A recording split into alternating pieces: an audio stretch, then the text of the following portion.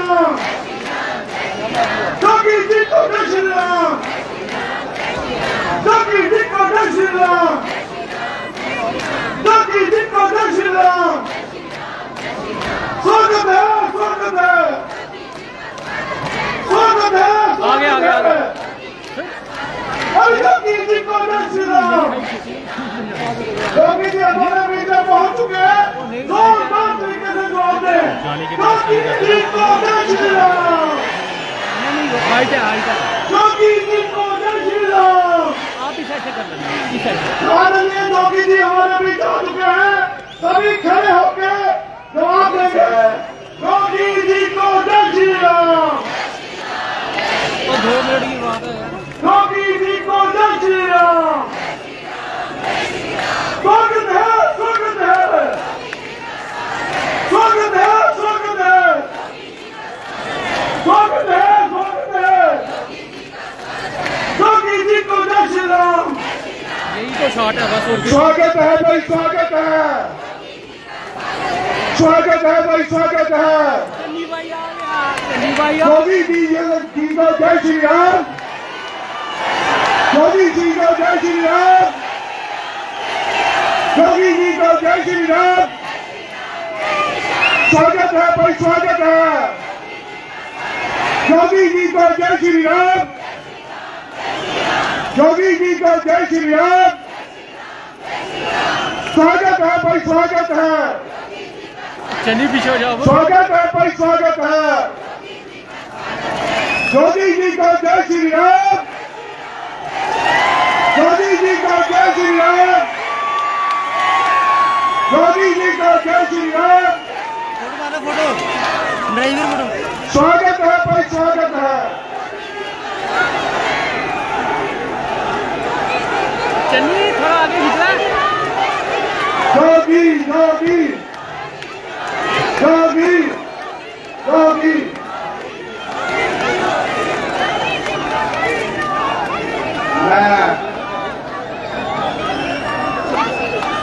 आगे की आज की कार्रवाई शुरू करो।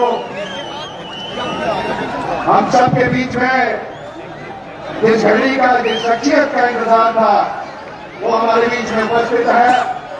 मैं तमाम जम्मू कश्मीर निवासियों की तरफ से और विशेष करके कठुआ निवासियों की तरफ से आदरणीय योगी आदित्य जी महाराज का इस कठुआ की पावन धरती पर स्वागत करता हूं और मैं आभार भी प्रकट करता हूं कि आपने अपने योग में जीवन से अमूल्य समय निकालकर आपने राजनीति में प्रवेश किया। ये मैं नहीं, ईश्वर की आज्ञा है।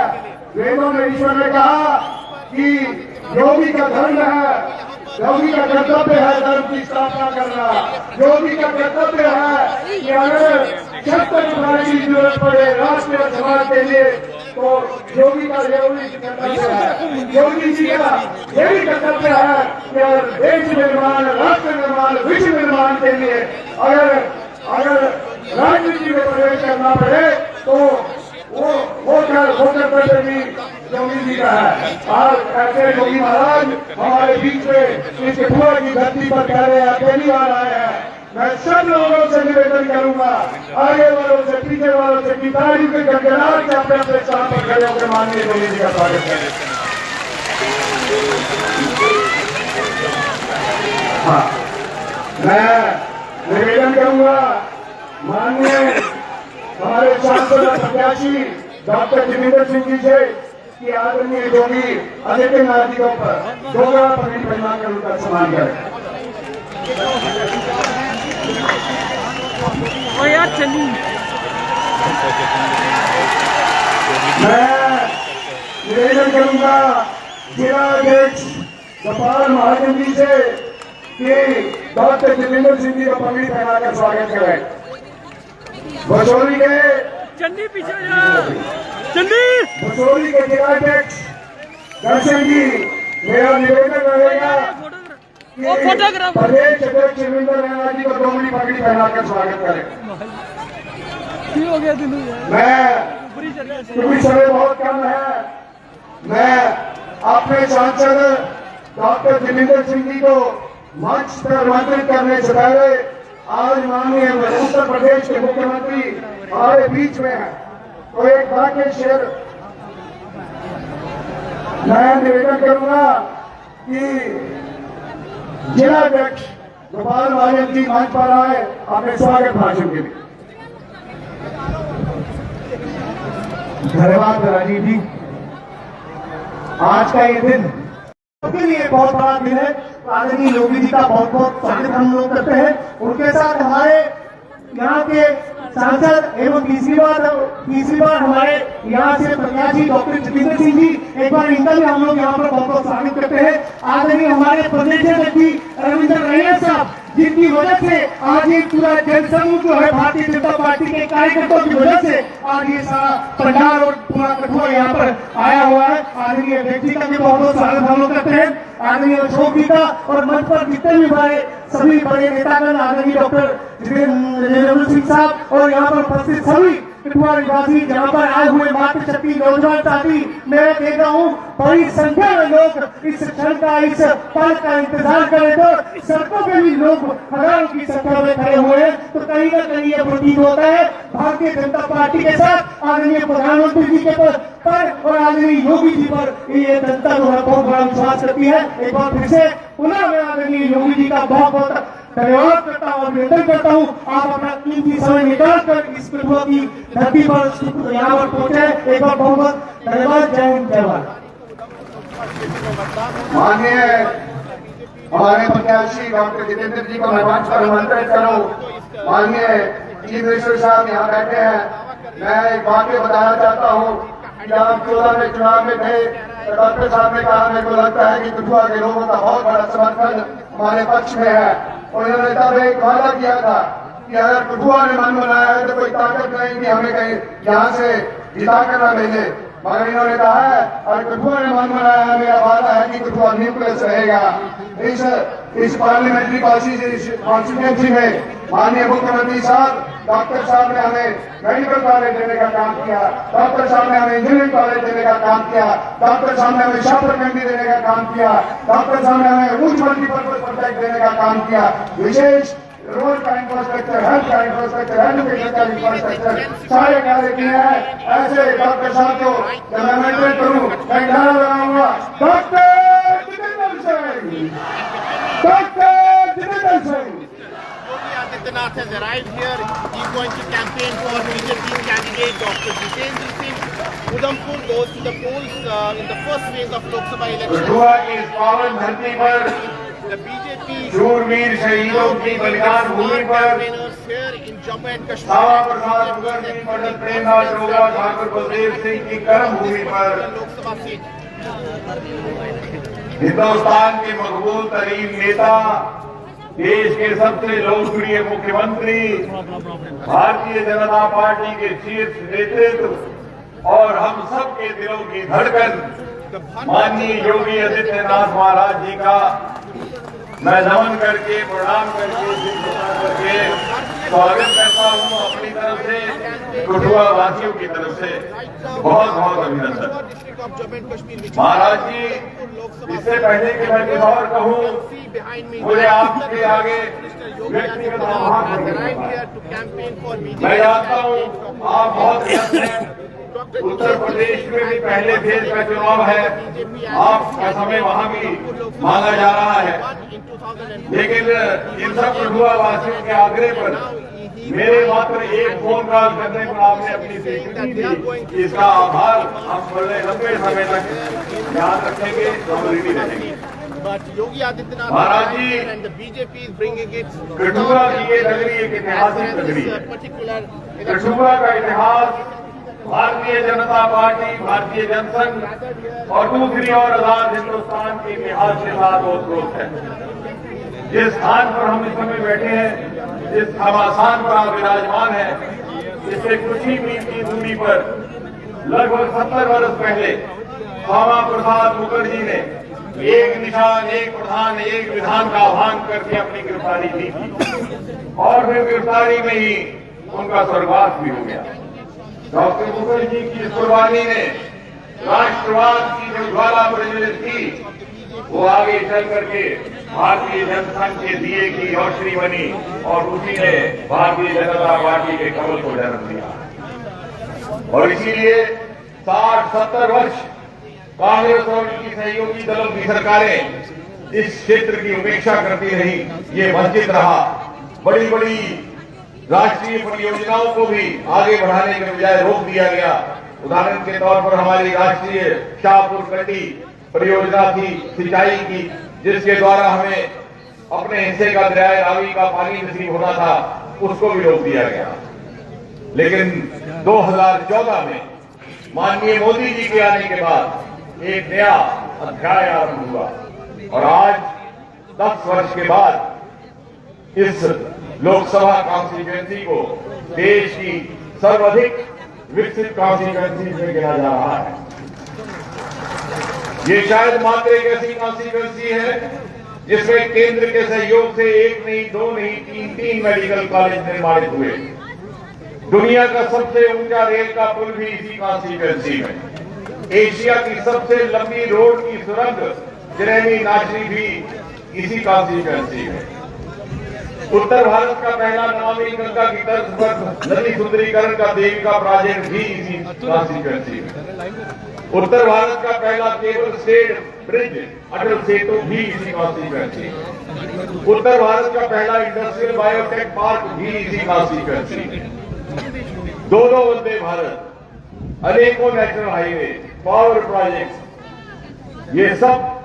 ये सब पिछले 10 वर्षों में हुआ और ये इसलिए संभव हुआ कि हम पर मोदी जी का आशीर्वाद था। कांग्रेस के द्वारा तुष्टीकरण, क्षेत्रीय भेदभाव और वोट बैंक की राजनीति के कारण जो हमारी अवहेलना हुई थी, उसकी पूर्ति इन 10 वर्षों में मोदी जी के आशीर्वाद के साथ साथ हमें योगी जी का भी आशीर्वाद प्राप्त हो रहा है। योगी जी यहाँ के लोगों में महाराज जी के प्रति एक अजीबोगरीब किस्म की श्रद्धा है। वो आपको एक आदर्श मानते हैं और जिस प्रकार से आपने उत्तर प्रदेश की तकदीर और तस्वीर बदली है, उसका असल उदाहरण देते हैं। हमारी बेटियां, हमारी बहनें, जिस प्रकार से आपने उत्तर प्रदेश में महिलाओं की सुरक्षा सुनिश्चित की है, उसका उदाहरण देकर के उल्लेख करती है। और जहां पर मोदी जी ने महिलाओं को प्राथमिकता देते हुए 10 वर्ष के अंदर 11 करोड़ से अधिक टॉयलेट निर्माण किए, वहां महाराज जी आपने उत्तर प्रदेश में उन टॉयलेट्स को इज्जत घर का नाम दिया और महिला को सुविधा के साथ साथ स्वास्थ्य और सम्मान भी दिया।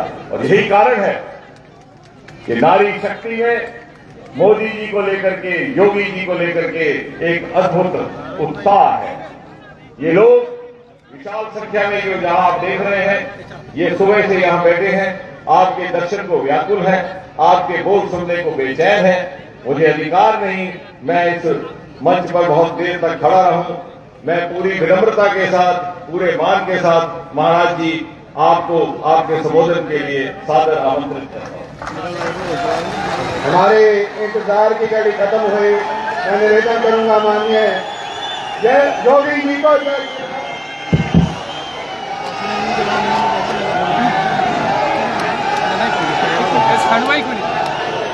भारत माता की, भारत माता की, बोल साचे दरबार की, बोल साचे दरबार की, बर्फानी बाबा की, माता त्रिपुर सुंदरी की, माता त्रिपुर सुंदरी की, शुक्राला माता की, शुक्राला माता की।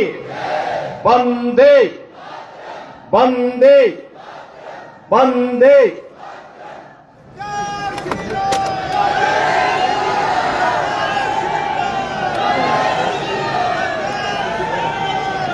केंद्रीय मंत्री और देश की प्रतिष्ठित उधमपुर लोकसभा सीट से भारतीय जनता पार्टी के प्रत्याशी डॉक्टर जितेंद्र सिंह जी, भारतीय जनता पार्टी के प्रदेश के अध्यक्ष श्री रविंद्र रैना जी,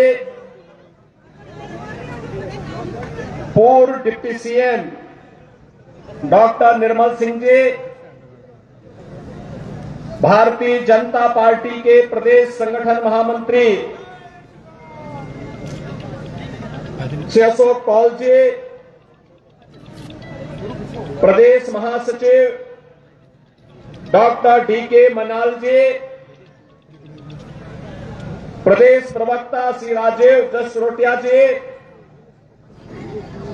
सुनील सेठी जी, जिला प्रभारी मुनीश शर्मा जी, जिलाध्यक्ष गोपाल महाजन जी, भारतीय जनता पार्टी के सभी पदाधिकारीगण,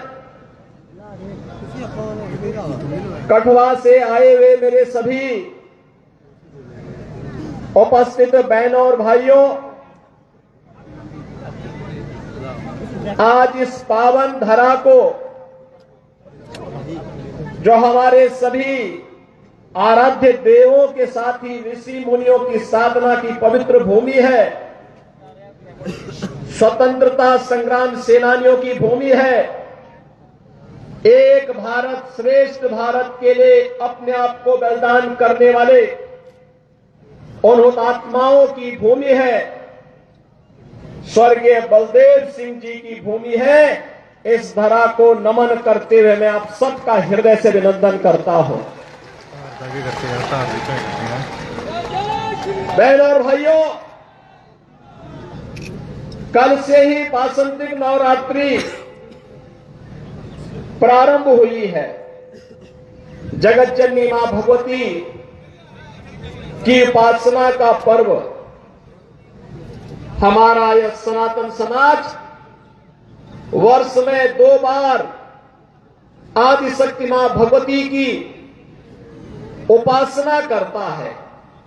याद करिए, ये शक्ति सृजन का अवसर होता है और ये 9 दिन हम सब सनातन धर्मावलंबियों के लिए उसी शक्ति को अर्चित करने का एक अवसर है। मैं इस अवसर पर यहां की इन पवित्र स्थलों को माता त्रिपुर सुंदरी के पावन चरणों पर, यहां के शुक्राला माता के श्री चरणों में और माता वैष्णो के इस धाम को कोटि कोटि नमन करता हूं। महान स्वतंत्रता संग्राम सेनानी और महान योद्धा जनरल जोरावर सिंह को भी उनकी स्मृतियों को नमन करता हूं। बहनों और भाइयों, जब जम्मू कश्मीर की बात आती है तो भारत का सिरमौर, भारत का मुकुट हर व्यक्ति गर्व के साथ देखना चाहता है। जब जम्मू कश्मीर की बात आती है तो स्वतंत्र भारत के वे नारे एक बार फिर से गूंजते दिखाई देते हैं कि जहां हुए बलिदान मुखर्जी वह कश्मीर, यही इन्हीं वादियों में नारे गूंजे थे। डॉक्टर श्यामा प्रसाद मुखर्जी ने इस सपने को साकार करने के लिए अपने आप को बलिदान किया था और बहनों और भाइयों, 70 वर्षों तक कोई सरकार निर्णय नहीं ले पाई। डॉक्टर जितेंद्र सिंह जी को आपने चुनाव जिता करके भेजा। मैं जानता हूं 2014 में हम दोनों साथ साथ सांसद थे और तब भी जब भी जम्मू कश्मीर की बात आती थी, बेझिझक एक सांसद के रूप में, एक मंत्री के रूप में बोलते थे कि मैं पहले वहां का नागरिक हूं, धारा 370 समाप्त होनी ही चाहिए और वहां का विकास होना ही चाहिए। और आज मैं बधाई देता हूं आप सबको, प्रधानमंत्री मोदी जी के प्रति आभार व्यक्त करता हूं, गृह मंत्री अमित शाह जी के प्रति आभार व्यक्त करता हूं, जिन्होंने आतंकवाद की इस जड़ को सदैव के लिए समाप्त करके आज कश्मीर में यह साबित कर दिया है कि दिल्ली का लाल किला हो या श्रीनगर का लाल चौक, चारों ओर उत्साह है, उमंग है क्योंकि यह क्षेत्र आज विकास की मुख्य धारा के साथ जुड़ा हुआ है। बहनों और भाइयों, जो विकास है आज आप देख रहे होंगे, 4 लेन और 6 लेन की एक्सप्रेसवे, मेडिकल कॉलेजेस का संचालन, इंजीनियरिंग कॉलेज, यहां पर सिंचाई की सुविधा, हर घर नल की योजनाएं, ये सब हो ही रही है। लेकिन सबसे बड़ी बात ये, पूछिए इन लोगों से जो लोग इस देश के विभाजन के जिम्मेदार हैं, कांग्रेस से प्रश्न पूछा जाना चाहिए, आखिर हमारा हिंदुस्तान 1947 में आजाद हुआ, लेकिन कांग्रेस की सत्ता लिप्सा ने आजादी के एक दिन पहले देश का दुर्भाग्यपूर्ण विभाजन भी करवाया। और बहनों और भाइयों, स्वतंत्र भारत में हमने हमेशा अपना एक धर्म माना, और वह धर्म माना राष्ट्र धर्म। हम अपने राष्ट्र को सर्वोपरि मानते हैं। मेरी व्यक्तिगत कोई भी आस्था होगी, कोई उपासना विधि होगी, लेकिन अगर वह राष्ट्र के मार्ग में बाधक है, मैं उसको दरकिनार करके रखता हूं और पहले कहता हूं कि मेरा देश रहना चाहिए। मेरे लिए मेरे देश की स्वतंत्रता, मेरे देश की संप्रभुता और इसकी अखंडता सर्वोपरि रखती है। और इसीलिए आज न केवल भारत एक ग्लोबल पावर के रूप में आगे बढ़ रहा है, अभी तो बहनों और भाइयों आप देख रहे होंगे, अन्य दिनों में तो आप छोड़िए, भारत सरकार के साइंस एंड टेक्नोलॉजी के मंत्री भी डॉक्टर जितेंद्र सिंह जी हैं, प्रधानमंत्री कार्यालय के मंत्री भी डॉक्टर जितेंद्र सिंह जी हैं। कोरोना कालखंड में पहली बार आपने देखा होगा, भारत के वैज्ञानिकों ने यानी दो ऐसे वैक्सीन दिए जो दुनिया के अंदर कोरोना जैसी महामारी की अचूक दवा है, अचूक दवा। आपने देखा होगा, सबसे प्रभावी वैक्सीन भारत ने दी, फ्री में वैक्सीन, फ्री में उपचार, फ्री में टेस्ट, 140 करोड़ भारतवासियों को भारत की सरकार ने प्रधानमंत्री मोदी जी के नेतृत्व में प्रदान किया। और बहनों और भाइयों, 4 वर्ष से फ्री में 80 करोड़ लोगों को राशन की सुविधा, और अगले 5 वर्ष तक राशन की सुविधा फिर से प्राप्त होने वाली है भारतवासियों को। आप सोचो, 140 करोड़ में से 80 करोड़ लोगों को 4 वर्ष से फ्री में राशन की सुविधा अगले 5 वर्ष तक मिलना है। और दूसरी तरफ 1947 में भारत से अलग हुआ पाकिस्तान भीख का कटोरा लेकर के दुनिया के अंदर भीख मांगता हुआ दिखाई दे रहा है।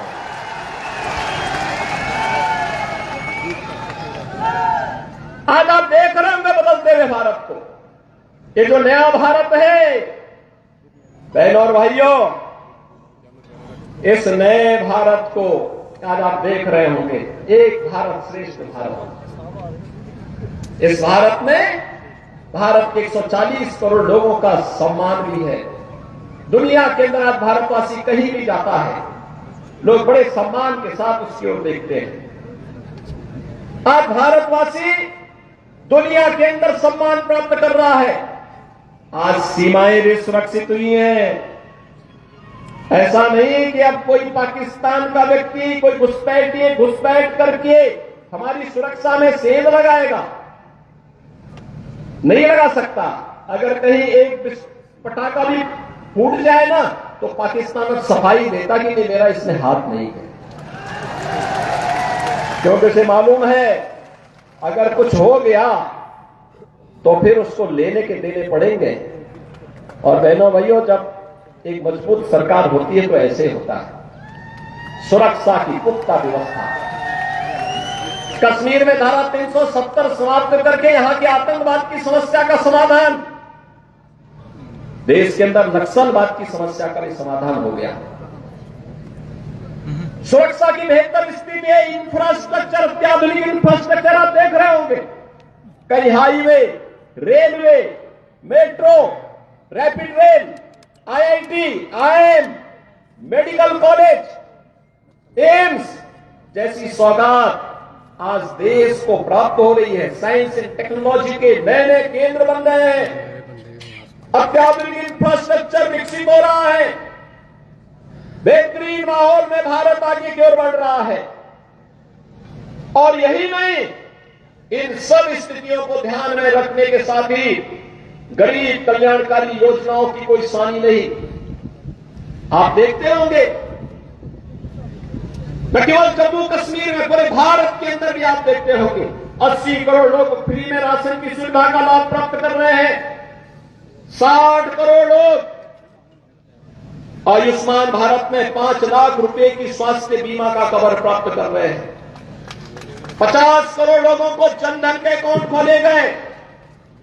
12 करोड़ अन्नदाता किसान प्रधानमंत्री किसान सम्मान निधि का लाभ प्राप्त कर रहा है। 12 करोड़ गरीबों के घर में शौचालय बने हैं। 10 करोड़ परिवारों को फ्री में उज्ज्वला योजना के सिलेंडर के कनेक्शन प्राप्त हुए हैं। बहनों और भाइयों, 4 करोड़ गरीबों के लिए प्रधानमंत्री आवास योजना भी बने हैं और 2.5 करोड़ घरों तक पहली बार बिजली पहुंचाने का काम भी हुआ है। इस प्रकार के अनगिनत गरीब कल्याणकारी योजनाओं का लाभ आज पिछले 10 वर्ष में उस कैबिनेट ने और उस सरकार ने किए हैं, जिसका नेतृत्व मोदी जी कर रहे हैं। और आपके सांसद उस सरकार के अभिन्न हिस्से हैं। डॉक्टर जितेंद्र सिंह जी उस सरकार के हिस्से हैं। वह सरकार आज गरीब कल्याण का कार्य भी कर रही है। और तो और कितना परिवर्तन आया है। इससे पहले लोग अपने आप को हिंदू बोलने में भी संकोच करते थे। और बहनों और भाइयों, अयोध्या का नाम लेने पे तो लोग डरते थे।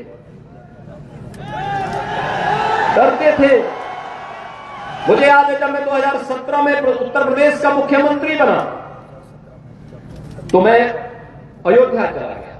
लोगों ने कहा, क्या कर रहे हैं? मैंने कहा, क्यों? कहा कि अयोध्या जाने से आपको मालूम है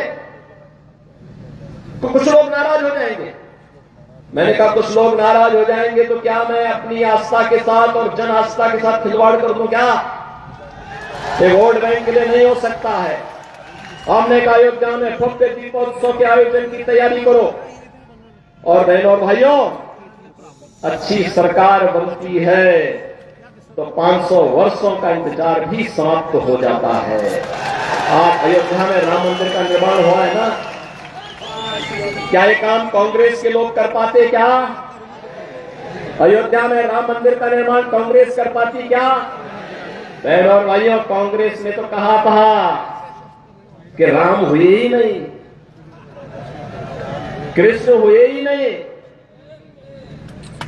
जो एक्सीडेंटल हिंदू थे वे राम और कृष्ण पर ही प्रश्न खड़ा कर दिए थे। इससे बड़ी आस्था के साथ खिलवाड़ दूसरा नहीं हो सकता। बहनों और भाइयों, कैसे इन्होंने अपमानित करने का प्रयास किया था। राम और कृष्ण के अस्तित्व पर ही प्रश्न खड़ा करके हमारे आराध्य देवों को नकारने का प्रयास किया था। लेकिन आज अयोध्या में भव्य राम मंदिर का निर्माण न केवल हो गया है, बल्कि आज आप अयोध्या जाएंगे, आपको आज परिवर्तन देखने को मिलेगा। अयोध्या में लगेगा जैसे त्रेता युग का अयोध्या यहां उतर आया है, साक्षात उतर आया है। जब अच्छी सरकार आती है तो यही होता है। अच्छी सरकार आती है यही होता है। काशी में आप जाइए, काशी विश्वनाथ धाम बन गया है।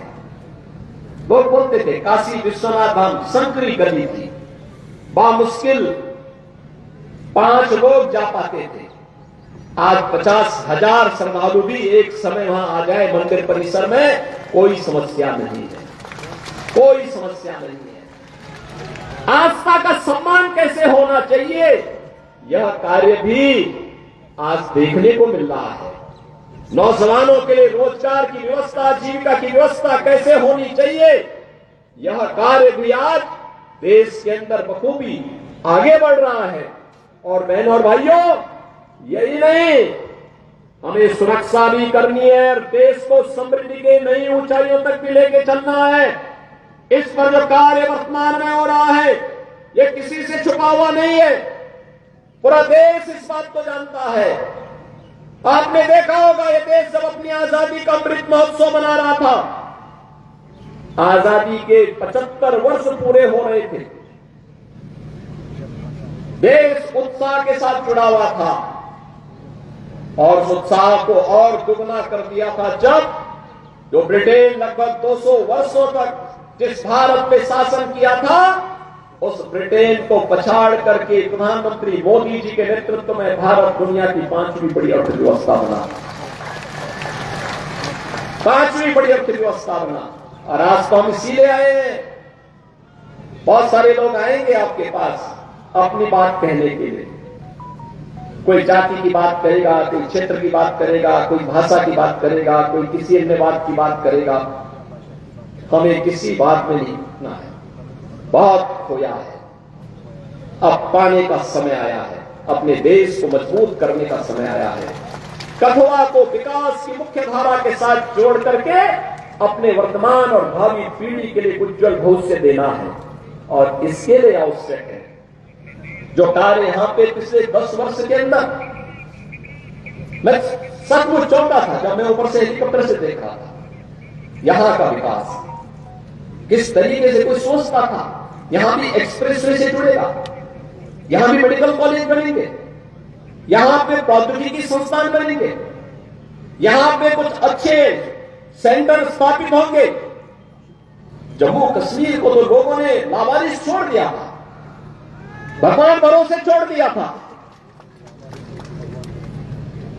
देश को इन्होंने किस प्रकार का व्यवहार देश के साथ किया था। बहनों और भाइयों, कांग्रेसियों के व्यवहार पर कोई आश्चर्य नहीं, क्योंकि इन्होंने पूरे देश को अपनी पपौती समझ करके उसको, जब देश के ऊपर संकट आता था, ये लोग देश छोड़ करके भाग जाते थे। किसी भी समय में आपने देखा होगा, क्या डोडा का नरसंहार किसने नहीं देखा था। लेकिन बहनों और भाइयों, अब हमारे पास वक्त आया है, पिछले 10 वर्ष में जो कार्य किया है उसके परिणाम को हमें और बेहतर तरीके से सामने लेकर के आना है। और इसके लिए तीसरी बार मोदी जी ने आपसे कार्यकाल मांगा है। मोदी जी तीसरी बार देश के अंदर भारत को तीसरी बड़ी अर्थव्यवस्था के रूप में स्थापित करने के लिए आपके पास आ रहे हैं। और इसके लिए मोदी जी के प्रतिनिधि के रूप में आपके लोकप्रिय सांसद और केंद्रीय मंत्री डॉक्टर जितेंद्र सिंह जी तीसरी बार आपका आशीर्वाद प्राप्त करने के लिए आपके पास आए। बहनों और भाइयों, अपनी सहजता, अपनी सरलता, अपने व्यवहार कुशल से न केवल उन्होंने देश के अंदर, बल्कि जो भी दायित्व उन्हें भारत सरकार ने सौंपा है, पार्टी ने सौंपा है, उसका बखूबी निर्वहन करने की जिम्मेदारी उन्होंने जिस तत्परता और जिस प्रतिबद्धता के साथ किया है वो अद्भुत है, अभिनंदनीय है। और इसके लिए मैं आपको बधाई देता हूं, क्योंकि प्रतिनिधि आपने चुना। उनके साथ संसद में हम लोग जब 2014 में साथ साथ सांसद थे, तब भी मैं देखता था बहुत ही सहजता सरलता के साथ किसी भी बड़ी से बड़ी समस्या का समाधान कैसे होना चाहिए, इसके लिए वह उस समस्या के समाधान पर विश्वास करते थे। बहनों और भाइयों, आज मैं आपसे ही कहने के लिए आया हूं, आज देश आज जिस नए युग में प्रवेश किया है, जिस नए भारत का हम दर्शन कर रहे हैं, यह सच है मोदी जी का नेतृत्व है। मोदी जी को इसका श्रेय जाता है। नए भारत के शिल्पी के रूप में मोदी जी का हर व्यक्ति सम्मान करता है। लेकिन बहनों और भाइयों, मोदी जी के साथ साथ आपको भी इसका श्रेय जाता है, क्योंकि मोदी जी को एक वोट देकर के आपने मोदी जी को देश की सत्ता सौंपी, देश की बागडोर सौंपी। मोदी जी को देश की बागडोर सौंपी है तो परिणाम आज आपके सामने है। अयोध्या में राम मंदिर भी बन रहा है, भारत दुनिया की बड़ी ताकत भी बन रहा है, सुरक्षा का बेहतर वातावरण भी बन रहा है, विकास के बड़े बड़े कार्य भी हो रहे हैं, गरीब कल्याणकारी योजना भी प्रभावी ढंग से आगे बढ़ रही है। अगर जनता जनार्दन वोट ही न देती, क्या हम उत्तर प्रदेश देश के सबसे बड़े राज्य को संभाल पाते? क्या जो जम्मू कश्मीर की स्थिति थी, यहां पर पाकिस्तान प्रस्त आतंकवादी किस तरीके से तबाही मचाए हुए थे, लेकिन उत्तर प्रदेश के अंदर तो सत्ता के संरक्षण में जिस प्रकार की अराजकता थी, हर दूसरे दिन दंगा होता था, कर्फ्यू लगता था, महीनों महीनों कर्फ्यू रहता था। बहनों और भाइयों, 7 वर्ष से मैं आज उत्तर प्रदेश के अंदर मुख्यमंत्री के रूप में काम कर रहा हूं, और बहनों और भाइयों 7 वर्ष में एक भी दंगा नहीं हुआ, वहां कोई दंगा नहीं है, कर्फ्यू नहीं है, बल्कि भगवान शिव की कावड़ यात्रा निकलती है धूम धड़ाके के साथ। लोग भूल गए कि कर्फ्यू भी कभी लगता था यहां पे। आप देखते होंगे उत्तर प्रदेश देश का पहला राज्य है जहां के धर्मस्थलों से जो माइक की चिल्लाहट होती सब उतर गया है। समाज हवा माइक की आवाज नहीं होती है, लोग शांतिपूर्ण तरीके से विकास में विश्वास कर रहे हैं। विकास और आस्था को सम्मान किस रूप में होना है, अयोध्या उसका एक उदाहरण आपके सामने है, मथुरा वृंदावन उसका उदाहरण है। और बहनों और भाइयों, मैं तो आज अपने कठुआ के बहनों और भाइयों से ही कहूंगा, आपके यहां प्रथम चरण में चुनाव है। चुनाव के बाद पदाधिकारी अन्य क्षेत्रों में प्रचार के लिए जाएंगे, देश के अन्य क्षेत्रों में भी जाएंगे, लेकिन आप लोगों को फिर अयोध्या के दर्शन के कार्यक्रम जरूर बनाने चाहिए। बनाइए, हमें पहले से बता देना। आज अयोध्या में कोई समस्या नहीं है, कोई समस्या नहीं। जो पहले आज से 7 वर्ष पहले 10 वर्ष पहले अयोध्या गया होगा, वो थोड़ा संकोच कर रहा होगा। अब अयोध्या बदल गई है। जैसे कठुआ में 6 लेन के एक्सप्रेस वे आ रही है ना, ऐसे अयोध्या के अंदर भी हम लोगों ने ऐसे एक्सप्रेस वे बना दी है।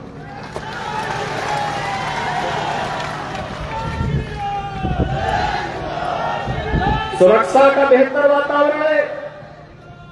उत्तर प्रदेश में तो बहुत संकोच नहीं करते हम लोग। बहनों और भाइयों, कोई दंगा करता है तो हम उसको उल्टा टांगने का काम कर देते हैं, लटका देते हैं उसको और बोल देते हैं कि जाओ। बहुत ज्यादा कोई बकबक करता है तो बहनों और भाइयों, मिर्च का झोंका नीचे से लगा दिया जाता है, फिर सारी फोफो अपने आप ठीक हो जाती है उन लोगों की। और इसलिए बहनों भाइयों, आज हम आए हैं नए भारत के निर्माण के लिए। हमें प्रधानमंत्री मोदी जी को तीसरा कार्यकाल देना है, और तीसरे कार्यकाल के लिए तीसरी बार डॉक्टर जितेंद्र सिंह जी को भारी बहुमत से विजयी बना के भेजना है। उधमपुर में फिर से तीसरी बार कमल खिलाना है। आप सब सहमत हैं ना? सभी लोग सहमत हैं? माताएं बहनें भी सब लोग अपना आशीर्वाद दीजिए। लोकतंत्र तो आपका है, लोकतंत्र के जनार्दन आप ही हैं, और लोकतंत्र में तीसरी बार आपको ने फिर से भारी बहुमत से विजयी बनाना है। और यह अवसर आपके लिए होगा कि उन्होंने 10 वर्ष में जिस निष्ठा के साथ काम किया है। चुनाव एक अवसर होता है 5 वर्ष में अपने जनप्रतिनिधि की सेवा के प्रति कृतज्ञता ज्ञापित करने का, कि उन्होंने कार्य किया है व्यक्तिगत राग द्वेष से ऊपर उठ करके, व्यक्तिगत राग द्वेष से ऊपर उठ करके मूल्य और सिद्धांतों के लिए राष्ट्र धर्म का निर्वाह करते हुए हम लोग कार्य करेंगे। और इस देश से उन्होंने जिस निष्ठा के साथ काम किया, निसंदेह अभिनंदनीय है, स्वागत योग्य है। और इसलिए आज मुझे स्वयं उत्तर प्रदेश से यहां आना पड़ रहा है, आपके पास आना पड़ा, आपसे अपील करने के लिए आया हूं। मैं आप सबसे ये अपील करने के लिए आया हूं कि उन्होंने जिस मजबूती के साथ काम किया उसको ध्यान में रखते हुए भारी बहुमत से उन्हें विजयी बना करके एक बार फिर से यहां पर कमल के फूल को खिलाने की कार्रवाई आप फिर से करिए। और जो आवाज देश की है, एक ही आवाज पूरे देश के अंदर गूंज रही है। मैं भी महाराष्ट्र गया था परसों, उसके एक दिन पहले मैं राजस्थान में था। उत्तर प्रदेश में तो 80 लोकसभा सीट अकेले उत्तर प्रदेश में है, और हर वो एक ही आवाज है, वो आवाज है कि फिर एक बार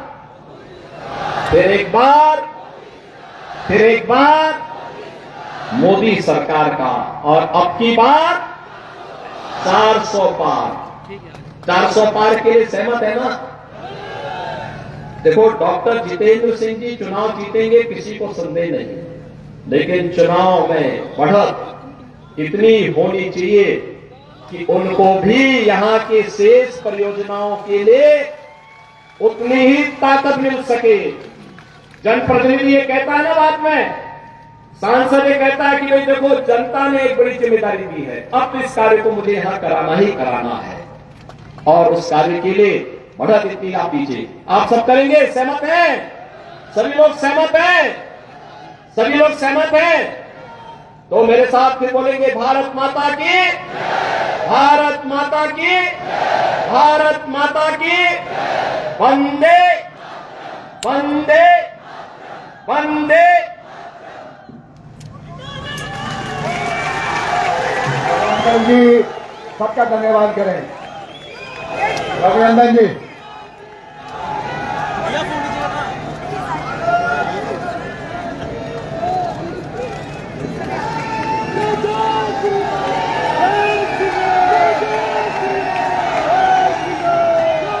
भारत माता की, भारत माता की।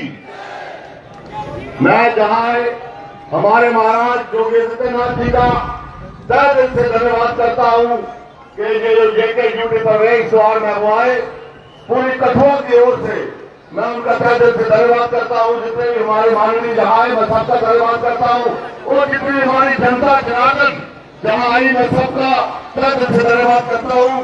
जय हिंद, जय भारत।